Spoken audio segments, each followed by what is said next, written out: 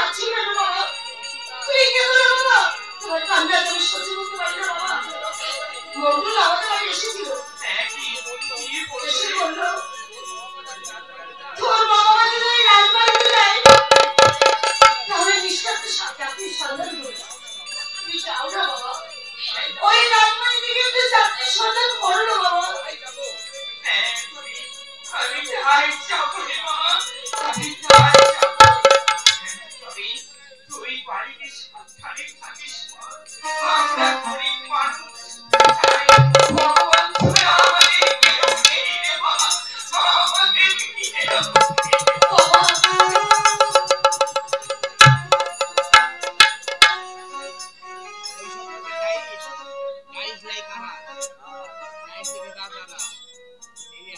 চোখের মাথা কি একবারে কি বসে আছে স্বামী?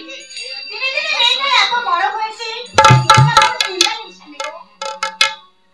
তুই ঠিকই বলেছিলি রাবণী, মেয়ে তো বড় হয়েছে, পয়সা কোথায় পাবো?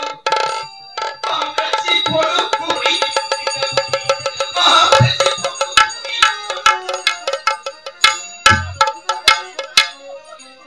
স্বামী গো, এইভাবে ঘরে বসে না থাকি আমাদের যে কোনো কাজ করতে হবে তো স্বামী, কোনো কাজ করতে হবে। আমাদের বসে গেলে আমাদের সংসারে চলবে না স্বামী।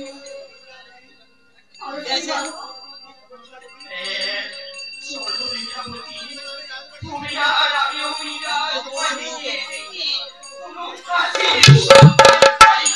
তবে তাই চলো স্বামী, আমরা দাঁড়িয়ে থাকবো না। এই মুহূর্তে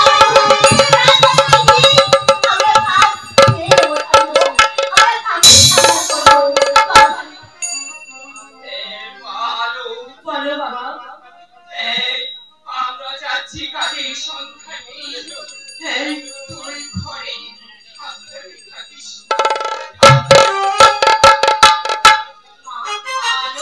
বলো মা, ঘরে ঘরে যাবো নাকি মা? সাবধানে বাড়িতে থাকিস মা।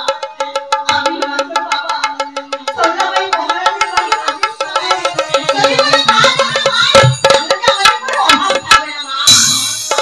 আমি বাড়িতে সাবধানে থাকবো মা, তুমি নিশ্চিন্তে যেতে পারো। ঠিক আছে মা। ও ভগবান, তুমি আমাদের এত গরিব করে কেন পাঠিয়েছো? এত দুঃখ কষ্টি আমি পারি সই না। কবে এই দুঃখের অবসান হবে তাও জানি না। হায় ভগবান,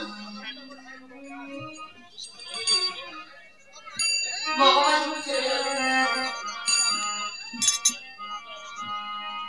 আমার সুখ